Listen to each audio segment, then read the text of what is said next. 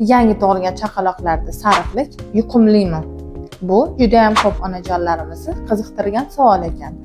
Bu haqida ma'lumotga ega bo'lmoqchi bo'lsangiz, videomni oxirigacha tomosha qiling. Sariqlik o'zi qachon uchraydi? Ko'proq o'z vaqtiga yetmasdan tug'ilgan bolajonlarda, ona va bola o'rtasida rezus konflikt, mutanosiblik bo'lmaganda hamda irsiy kasallik bilan tug'ilgan bolajonlarda.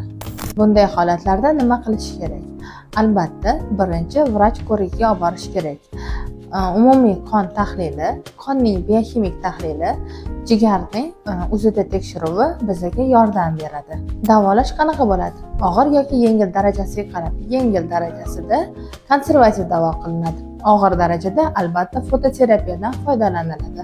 Endi asosiy savolga qaytadigan bo'lsak, bu havo tomchi yoki boshqa yo'l bilan yuqadigan infeksion kasallik emas.